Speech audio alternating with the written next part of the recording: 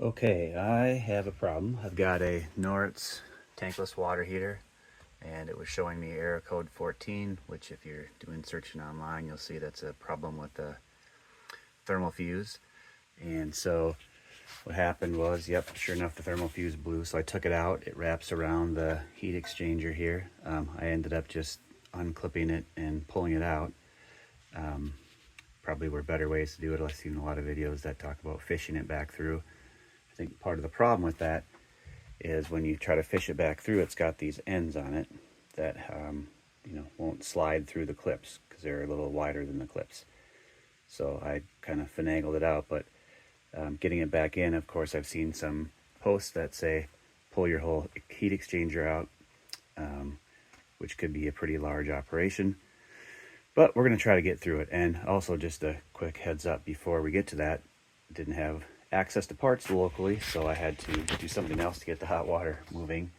And what I did was just use a little bit of a maker kit and tried out a few different resistors to bypass that thermal fuse, because I did try just straight wires, but that still didn't register. So just a simple little maker kit there to bypass those wires.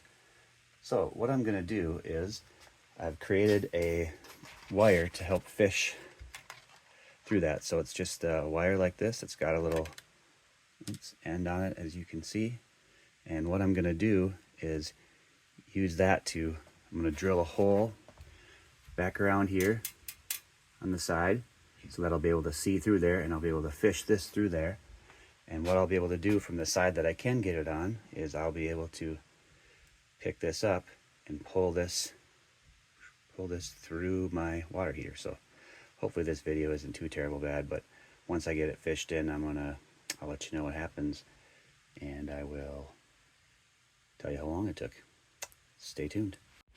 Okay, that worked out as well as I could have hoped, I think. So if you can see over here, we drilled a little hole in the side of our cabinet right at about the level of where these clips will be in the back.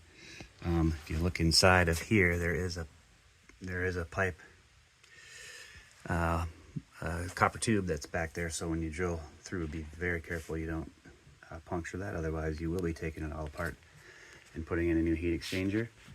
And then let's see if we get some light back. Can't really get a good clean look at there because I'm missing a flashlight. I don't know how to get that on my camera, but I think if you look at this, if I can shake it a little bit, you can see I've got my my leader there. So I should be able to try and now pull that back through, and then back around this other side here and get it hooked up. We'll see. That was actually pretty darn easy. I was able to fish it around the back and out the side through my hole over here, and I actually just fished it straight out here so that I can try to feel if I can get it hooked around the back. I don't really have a good idea of whether I'll be able to get it in this clip on the opposite side here, because I can't see it, but I mean, close is going to have to be close enough. So next step is I'll fish this line back from the side up through the front this way and connect them up and see what we got. But took me all of 30 seconds or a minute to fish that line through the back of there, just pulling it gently and trying to just kind of massage it through these same kind of spaces in the back. So stay tuned. Okay, we got it all fished through and hooked up and turned back on, and you can see it's set, running. I've ran a few tests, pulling some hot water through it. Fires up, shuts down just fine. One thing that I did notice or figure out maybe is that in order to reset that 14 error, I needed to unplug the entire unit, not just power it off on the pad, because the first time that I just hooked it straight back up, yep, there it goes, it's running.